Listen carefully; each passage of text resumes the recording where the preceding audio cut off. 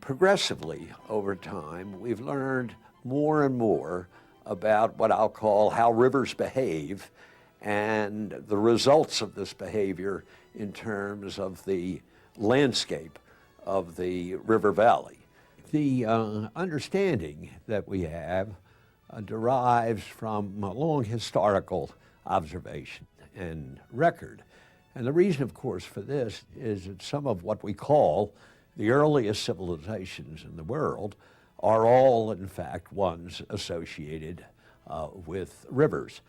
Some have called these the hydraulic civilizations. There's a great deal of cumulative knowledge from those experiences, which has been codified in some ways and improved upon, if you will, or extended more recently. In observation of natural alluvial channels over many years, scientists have developed a series of fundamental principles to describe channels and the processes responsible for their form and behavior. We know that channels and streams exist in nature. They have a form and shape that varies across the landscape. They have characteristics such as pools, riffles, and meanders, which repeat themselves within the channel. Because these channels have formed without human interference, natural streams are considered self-formed. Despite the variable nature of flows, geology, climate, and vegetation, there is a consistency of channel features that repeat themselves given similar conditions. This indicates that common processes are involved in creating and maintaining channels. One of the consistent features of natural channels is the bankfull stage. What we now begin to see is that the river and the associated bottomland, we'll call it, that is the area which the river sweeps in one way or another, which consists substantively of the materials deposited by the river, represents a set of adjustments in what we call the alluvial river, as opposed to, let us say, the rock-bound river. An alluvial river, then, is one in which the landscape, the bottomland, the channel itself, are formed by the river itself under conditions of flow that usually vary from very low flows to floods of very high magnitude. What we see in these river valleys is, in fact, a channel that is formed over time by a mixture of high and low flows. And these flows carry sediments, particles of various sizes and so on, and they mold, if you will, the channel itself and the bottomland associated with the channel. Some other commonly accepted generalizations about alluvial channels are that the general form of the channel persists in the current climatic regime. Flows reaching or exceeding bankfull stage are attained with moderate frequency, usually every year or two on average. Bankfull flow is a surrogate for the full range of flows that form the channel. Bankfull flow completely fills the principal channel to the elevation of the floodplain. The bankfull then is a surrogate, in a sense, for the whole range of flows which make up the channel, but proves to be a value that can be useful in talking about the behavior of the stream channel and, in part, the range of flows that matter in sediment transport. Information about bankfull dimensions is useful for channel restoration, especially in applying concepts of natural channel design.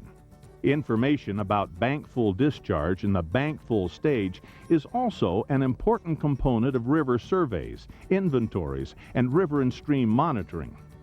Many protocols rely in part on some aspect of bankfull stage and discharge identification. In all cases, correct and consistent field technique is essential in providing scientifically defensible information. In this program, we'll discuss various aspects of bankfull determination. We'll define bankfull stage and discuss the importance of bankfull discharge. We'll demonstrate how to consistently estimate or identify bankfull levels for a variety of stream types typically found in forested areas in the eastern United States, using available data and indicators in the field. finally, we'll describe a consistent, systematic, reproducible procedure for determining and verifying that bankfull stage has been properly identified. As shown here, our discussion of bankfull stage in this presentation will focus on forested streams representative of those found in a variety of different regions in the eastern United States.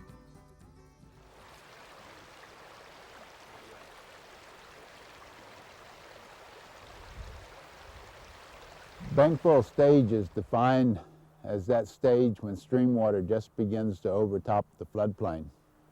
The floodplain is defined as a relatively flat depositional surface adjacent to the stream and being built and rebuilt by the stream in the present hydrologic regime. Accordingly, a floodplain along one or both banks is necessary for the determination of bankfull stage. Bankfull stage, then, is the stage at which water just begins to flow onto the floodplain. The key to identifying bankfull level is to identify the floodplain, the flat depositional surface immediately adjacent to the river that is formed and reformed by the river under current hydrologic conditions. Although shown as flat surfaces in this diagram, floodplains and terraces may slope away from the channel slightly and may be traversed by a complex mosaic of remnant features, depressions, or subtle swales of previous channel positions. In many instances, natural levees slightly above the bankfull stage will border the channel. The important thing to remember is that bankfull stage occurs when water just begins to overtop the floodplain. The key to identifying bankfull stage is to locate the relatively flat depositional surface of the floodplain. The bankfull stage, of course, represents an integration of a range of flows that carry a range of discharges as well as a range of sediment in transport. And hence, in a way, the bankfull discharge is a surrogate or substitute for the sequence of flows responsible for the formation of the channel. It can be useful then in that surrogate sense, but it does not physically describe in and by itself the flow that has made the channel, because that is not a constant flow. It is a range of flows from low to high, requiring both deposition in the one instance and erosion at the same time. Now let's look at data from 4 U.S. Geological Survey hydrologic benchmark station sites and discuss the frequency at which bankfull flows occur in different regions of the eastern United States.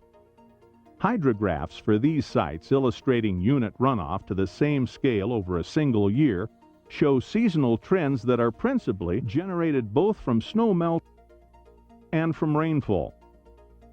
Peak discharges in any given year in any given location may be greater or lesser than those shown here. On average, bankfull stage is reached or exceeded in 2 out of every 3 years in most locations. Compared to other regions of the east, runoff in Minnesota tends to be of lower magnitude than moisture areas in the east and south. When bankfull stage is reached during spring runoff, flows frequently stay above bankfull for extended periods of time. Occasionally, there may be short periods of above bank flows from rains in the fall.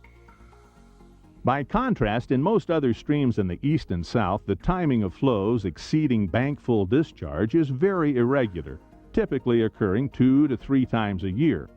Because these flows depend on large storms or saturated soil conditions, they tend to stay above bankfull for short periods of time.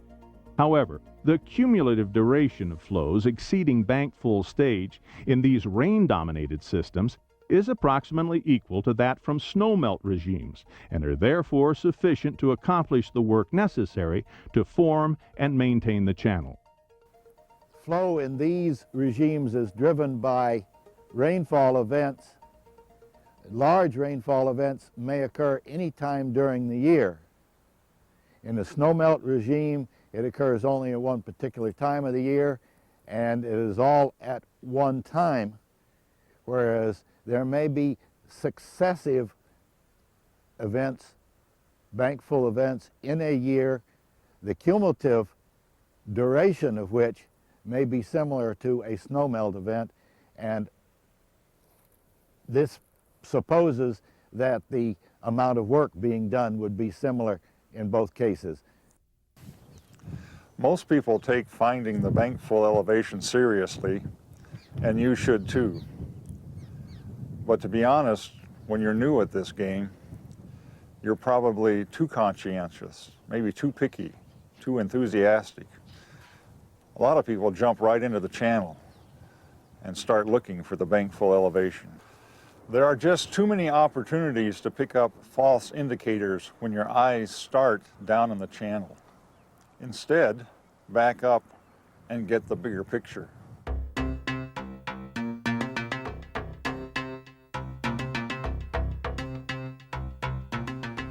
We're southwest of Grand Rapids now on the Sugar Hills Moraine, a glacial terminal moraine. And as we look across this valley, we see the high hills on either side of it. These are glacial terraces. And there are several levels, 2, 3, 4, even 5 levels as we go down these hills. But what I want you to see before we get to the stream is the valley flat. That's the elevation where you want to begin looking for the bankfull elevation. When we get down closer, we can look and see if there is a low terrace and, of course, the actively forming floodplain. This area was harvested first in about 1872 when large white pine were removed. At that time, Pokegama Creek behind us in the center of the valley downcut about 1 foot. So let's go down and see if we can find the difference between the low terrace and the floodplain. We're down in the valley of Pokegama Creek, an E5 channel, sandy sediment. I'm standing here on a low terrace, but if you look behind me, you can see the high hill, which is the glacial terrace. About midway down the hill is a mid-terrace. I'm on a low terrace. It's the elevation of the floodplain over 130 years ago. The slackwater channel in front of that terrace is the channel in 1872 when the white pine was cut. And the active channel is about 10 inches lower in the foreground. And you can see where its floodplain is now. So this stream has downcut about 10 inches. But think about the valley that you're in when you're looking at low terraces. For instance, we might be in New Hampshire or Maine on the Whitewater River where sediment is the size of big cobble, like footballs, and the stream may be a river 150 feet across. In a bigger scale situation, the low terrace may be 2, 3, even 4 feet above the current floodplain. Let's take a look at the actively forming floodplain on a little bit of a straight section here and note some features that are very common in the eastern United States. First of all, the channel side itself, when you get close to the top, is actually rounded over, and you have to get up over this round until you get actually to the flat part on top, and that is the bankfull elevation. It should match up with a flat on the other side, unless you have a low terrace there. The other thing I want to point out is that this grass is less than a week old. And in another 2 weeks, this entire feature will be covered with grasses and herbaceous plants. So you have to reach down and feel. A good way to tell that the flat is to look at your foot. If your foot's laying flat, you're up on top of the floodplain. If your foot's still at an angle, you haven't reached it yet. So bring it all the way up until it's flat. Now let's get closer and look at the details of the low terrace and the floodplain. That gray bark birch across the stream is on the low terrace. It's been there for perhaps 100 years. But if we look right where I'm standing at the fresh deposition of this sand on the floodplain, we can see where the floodplain is being built and rebuilt by the action of sediment being tossed out on the floodplain. It's this flat depositional area you want to look for. And remember, in July and August, it'll be covered with grass. But if you put your hand down through that grass, you'll find the sand underneath. Now remember this as you go down valley and the stream meanders from one side to the other, that as you make that journey, the low terrace will alternate from river left to river right, back to river left, back to river right. And the floodplain will be on the opposite side. So be sure and look on both sides to decide where the floodplain's at. Now let's look at one other feature about eastern streams relating to the base of trees. This tree is a good example where the base is well below the floodplain elevation. In the eastern United States, vegetation is not a good indicator of the bankfull elevation. This tree, for instance, is well below the bankfull elevation where I'm sitting. Grasses and shrubs will grow below the bankfull elevation as the growing season progresses. Almost always, trees that are next to the bank, even for large rivers, the side that's next to the bank will almost always be underwater at the bankfull elevation.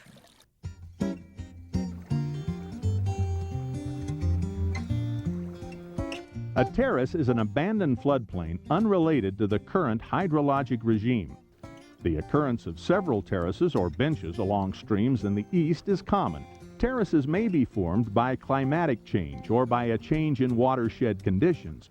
It's especially important to be able to recognize terraces formed by changes on the watershed. In the east and south, changes responsible for formation of terraces typically include urbanization, logging, and historic agricultural practices. Let's see how these changes on the watershed have historically led to terrace formation. In many parts of the south and east, land was heavily forested in the pre-settlement period. Streams existed in a natural, pristine state, affected primarily by natural events. As settlement in the agricultural period began, forests were cleared and replaced by crops. Poor land use practices and farming techniques resulted in excessive upland erosion and extensive sedimentation, leaving alluvial deposits of up to 6 feet thick on the floodplains. In the 1930s, farms were abandoned and land formerly in row crops reverted to forests. With a general reduction in sediment load during the very recent period, a reworking of stored floodplain sediment has occurred. Downcutting and stream migration has resulted in export of fine sediment, retention of a smaller volume of coarse sediment, and streams have built new floodplains at lower elevations, leaving abandoned floodplains or terraces behind at higher elevations. Terraces may be formed over several periods of alluvial deposition and stream incision. Occurring repeatedly, it's possible to develop any number of terraces. In the present day, terrace remnants may be relatively continuous along a valley or only remain in isolated patches. Generally, when several terraces are present, it may be difficult to distinguish between the lowest terrace and the floodplain. Understanding past land use practices and geomorphic history can be useful in bankfull identification and help us properly differentiate the floodplain formed under today's hydrologic regime from terraces that were formed under different hydrologic regimes.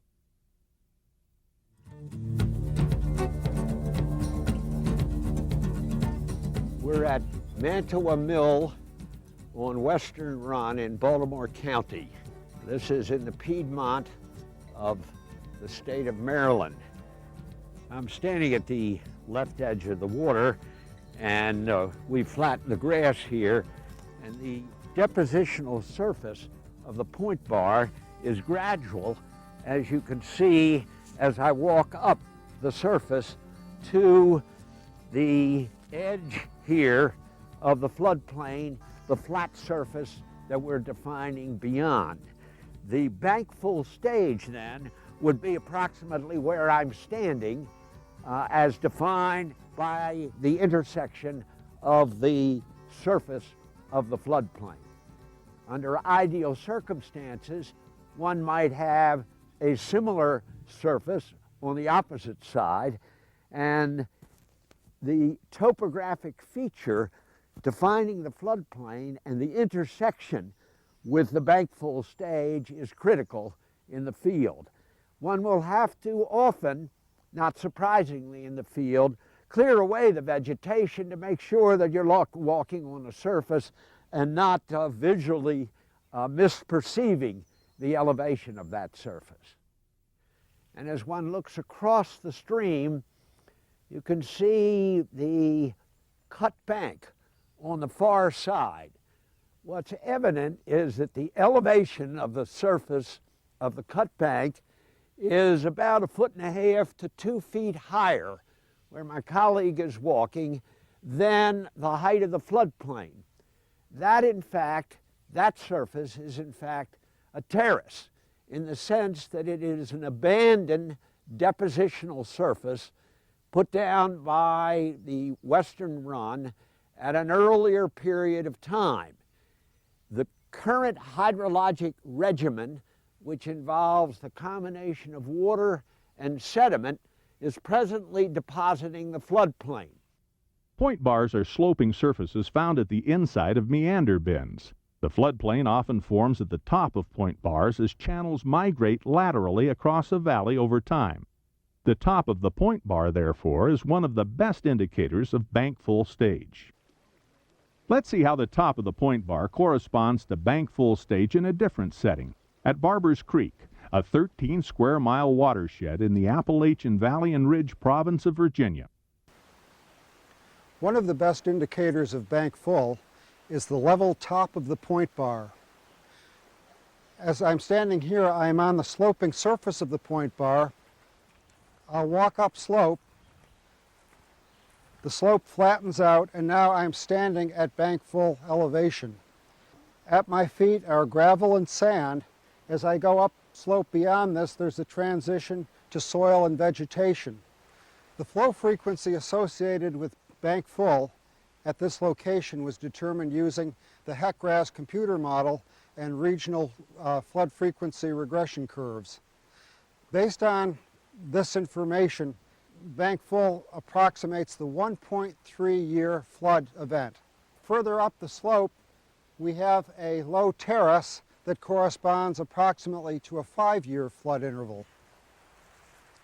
It's important to differentiate between the floodplain and the terrace. As I step down here, I'm now standing on the flat upper surface of the point bar that represents bankfull. Susan to my left is standing on a terrace that's inundated by approximately a 5-year flood event. Remember, bankfull is the flat depositional surface at the top of the point bar. I'll place 2 flags here to show you where it is. And now walk down the sloping surface on the facet of the point bar to the water's edge to show you the relationship between the water and bankfull at the top of the point bar.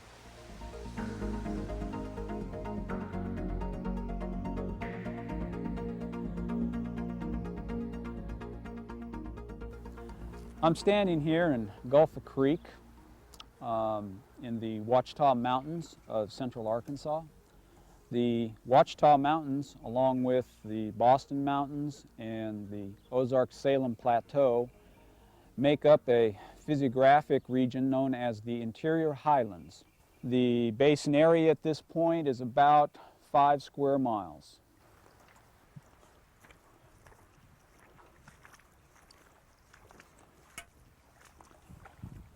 Up here, we can see a very well-expressed floodplain along Gulf Creek. Here we can see clear signs of floodplain development that we can use for identifying the bankfull stage.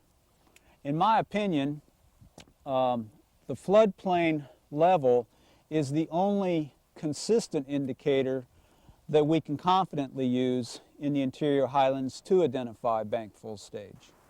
Over here on the other side of the stream, we can see some of the difficulty in using vegetation and cut banks as an indicator of bankfull flow.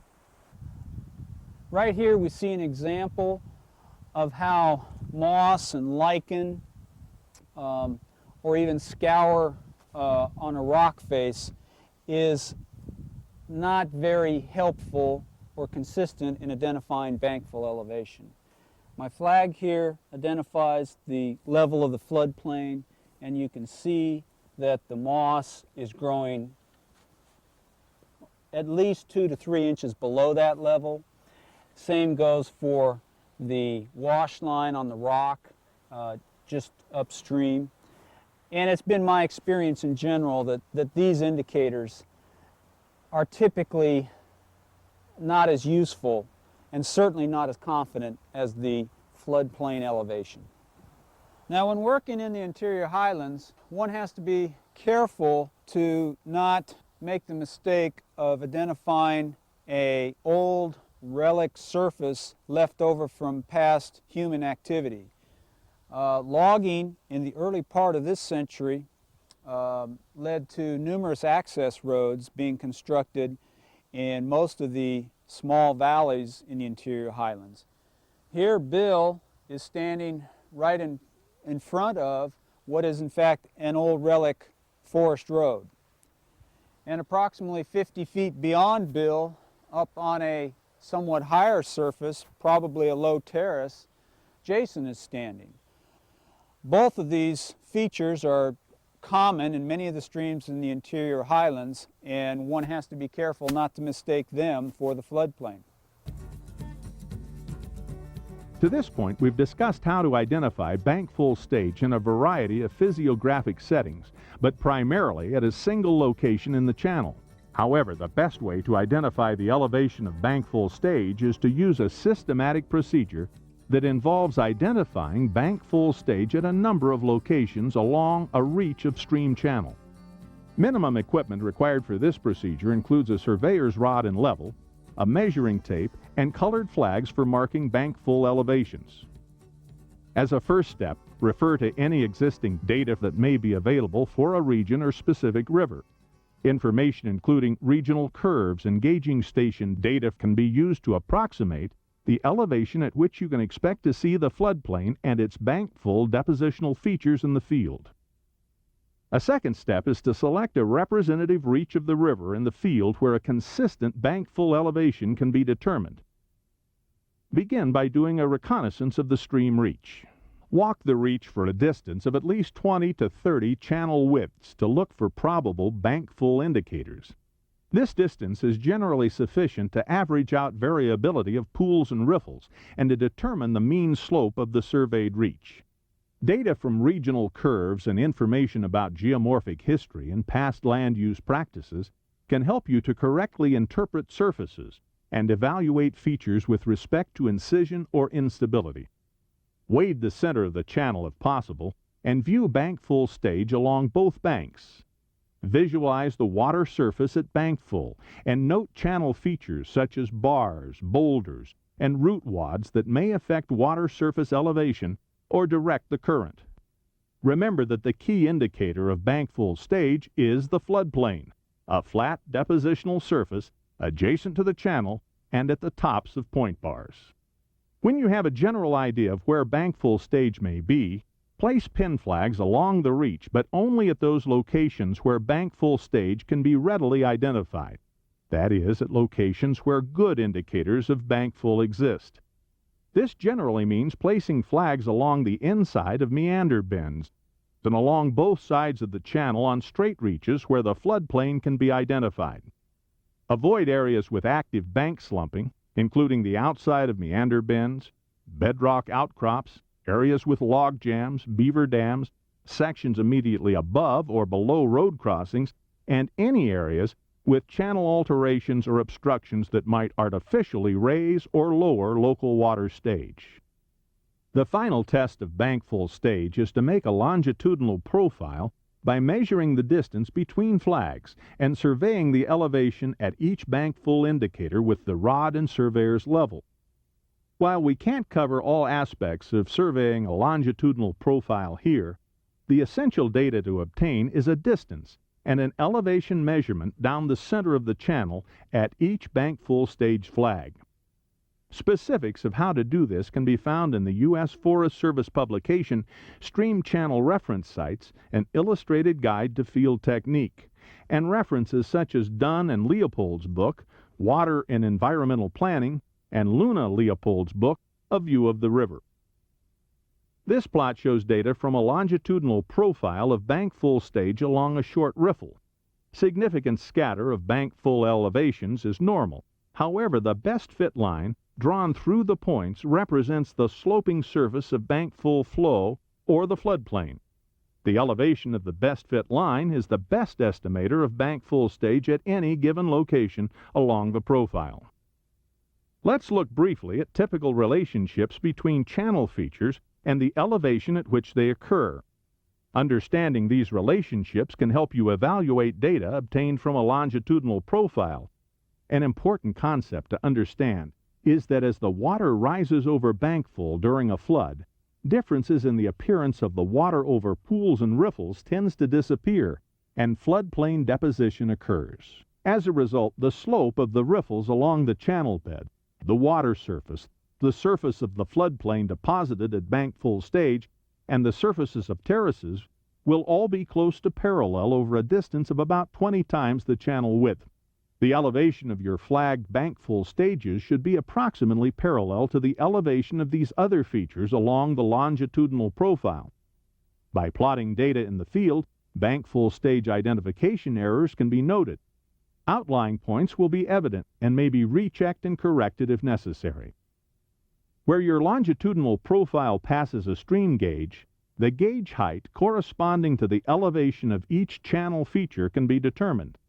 Gauge height corresponding to the average elevation of the floodplain is of special interest in confirming identification of bankfull stage. Information from U.S. Geological Survey stream gauging stations can be especially useful in comparing field-determined bankfull stage to known stream flows and their flood frequency return periods. To accomplish this, a longitudinal profile in the vicinity of a gauging station is surveyed. Elevations obtained are then compared with the discharges and return intervals from the gauging station's discharge rating curve. As we saw, a channel cross-section plot from Barber's Creek indicated that the field-identified bankfull stage at the top of a point bar correlates with a 1.3-year return interval, and the low terrace is at the approximate elevation of the 5-year flood. Another cross-section from nearby Craig Creek illustrates similar relationships for a cross-section on a straight channel reach with a flat depositional floodplain surface. Again, the depositional floodplain surface and bankfull stage correspond with a 1.3-year flow, and the terrace is associated with the 5-year flow. As we've seen, bankfull stage is typically inundated by flows having return periods of between 1 and 3 years. While there is considerable variability in the recurrence interval of bankfull flow in different streams, empirical data from the eastern United States indicates that bankfull stage is typically associated with flood peaks from 1.1 to 1.5-year return intervals. Therefore, if your plot of bankfull stage is well outside of this general return interval range, you may not have correctly identified the floodplain and bankfull stage in the field. Data from USGS gauges and other sources has also been used to develop empirical regional channel hydraulic geometry curves. These curves show general relationships between drainage area and a variety of bankfull channel dimensions, including bankfull depth, bankfull width, bankfull cross-sectional area, and bankfull discharge in different regions of the country. Since the data are plotted as a function of drainage area, it's possible to estimate average channel dimensions and bankfull discharge from these curves. The curve for the eastern United States encompasses drainage areas of various sizes and is derived from data compiled in a wide range of geographic regions. Accordingly, there is a high degree of variability associated with these curves, but they can be useful in making rough ballpark estimates of where to begin to look for bankfull stage in the field. To do so, simply determine the drainage area for a particular river or stream from a map prior to going into the field. Then locate desired channel dimensions on the regional curve corresponding to that drainage area. These general values can then serve as a rough guide of where you might expect to find the floodplain and bankfull stage in the field. As we've seen, identification of bankfull elevation may be difficult in the field. This is especially true where the valley bottom is too narrow for an active floodplain, in steep gradient streams that lack a floodplain, and in deeply incised, actively changing channels that lack floodplains due to instability. In all of these cases, there may be no depositional surface identifiable as the floodplain. Another factor confounding bankfull stage identification in the eastern United States is the preponderance of lush vegetation. Remember that grasses, sedges, and near-stream trees often grow below bankfull elevation in the eastern United States, and some species, such as willows, always grow below the bankfull elevation. Other vegetation features, such as the limits of moss growth, lichen lines on rocks, and the lower end of scoured roots, are also poor indicators of bankfull stage and tend to occur below bankfull in the eastern United States. Because vegetation frequently obscures sandy depositional surfaces adjacent to streams, try to identify bankfull stage at times of the year when vegetation is minimal. Sometimes it's advantageous to remove vegetation in order to see bankfull depositional features, as in this example from the Mississippi River, where grass has been mowed to show the bankfull surface. And it shows the flat, sandy surface, depositional surface of the point bar. That is the bankfull elevation where it flattens off. Be aware of natural levees in the eastern United States.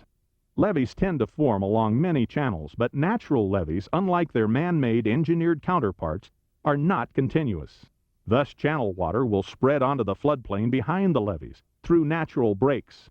The top of the levee is not the bankfull surface, even though it is a depositional feature.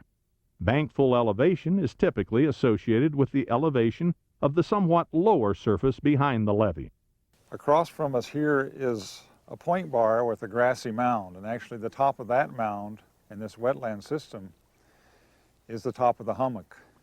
If we look farther back at the brown sand that's deposited in the hollows, that in fact is the elevation of bankfull. So when you're out in these wetlands, dig down through the grasses and look for that flat hollow bottom that's in between the grassy hummocks, because that is the true bankfull where the water first begins to spread out of the channel. Stream channels are extremely complex, and channel features are formed by a variety of interacting mechanisms. Banks are not always the same height on both sides of the channel due to factors such as bedrock outcrops, colluvial input from hill slopes, bank slumping, or past channel influences that may affect sediment deposition.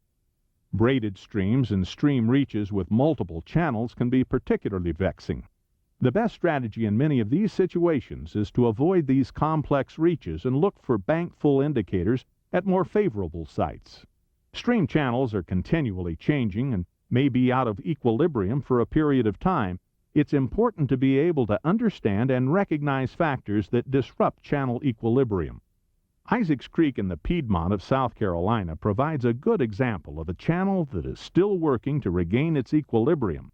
However, even in these channels, bankfull features can be identified as they form within an enlarged, incised channel.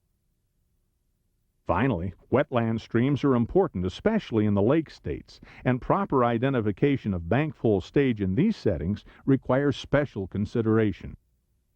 We're at Sand Creek, northeast of Grand Rapids, Minnesota, in a typical lake state wetland stream. It's an E5 channel, drains approximately 10 square miles. The wetland system may represent as much as 50% of the channels in the lake states. But the floodplain here has a hummock and hollow topography to it. It's quite rough. And so the question becomes, when you're looking for bankfull elevation, just where in this rough topography is the bankfull elevation? The key to remembering this is that the floodplain is a point where the energy of flowing water and the energy of flowing sediment spreads out. So when this stream comes up to bankfull elevation, the water begins to spread at the hollow or the lower elevation rather than the hummock elevation. My left leg is on top of a hummock and my right leg is in the bottom of a hollow. And it's this lower elevation that will accept the spreading water first. That's where the energy spreads, and that's the bankfull elevation. As we have demonstrated, finding bankfull stage in the field can be difficult. In this video, we have concentrated on field identification of bankfull stage in forested streams of the eastern United States. Identifying bankfull stage in streams impacted by urbanization or agriculture, while conceptually similar, may be more complex and require different strategies. These impacted streams will differ from those in more natural states of equilibrium in the same region. Be aware that unless some semblance of equilibrium exists, bankfull channel size is still evolving, and apparent indicators of bankfull stage are likely invalid. Due to the variety of stream types found in different geographic locations, consistent identification of bankfull stage requires a rigorous and complex observation process. To assure consistent identification of bankfull stage, keep the following in mind as you head for the field. The best indicator of bankfull stage is the relatively flat depositional surface located adjacent to many stream channels. This surface is the stream's floodplain. Recognize the geomorphic context of the channel. Look for terraces and remember that they are the result of previous climatic or hydrologic regimes, often associated with dramatic changes in land use practices. Be especially careful not to confuse the level of the low terrace with that of the floodplain. Recognize that floodplains may not exist along all stream channels. They are most prominent along low gradient, meandering streams. In progressively steeper channels, floodplains may be intermittent on alternate sides of meander bends, or they may be completely absent. Steep, confined streams and streams undergoing rapid change often lack distinguishable floodplains altogether. In these channels, other indicators may serve as surrogates to approximate bankfull stage. Use them with care, and remember that they need to be confirmed for your local area to verify that the level of these surrogates is the same as that of the primary depositional surface indicator of the floodplain. Likewise, don't be fooled by recent channel disturbance in incised channels. Recently disturbed streams may give false indications of bankfull. In these channels, the newly building floodplain within the incised channel is the bankfull stage, not the top of the original stream bank. Employ a systematic approach to bankfull determination. Identify bankfull indicators along a longitudinal reach of the stream instead of at a single location. Use the profile of bankfull elevations from these multiple locations as your guide. Use longitudinal profiles at existing U.S. Geological Survey stream gauges when possible, as this is an excellent way to verify that the surface you've identified is indeed the floodplain and not a terrace or scour feature. As you do this, always keep in mind the basic concept that bankfull stage and the level of the floodplain are one and the same, and that the best and most consistent identifier of bankfull stage is the flat depositional surface of the floodplain, a surface formed and reformed immediately adjacent to many forested streams in the eastern United States.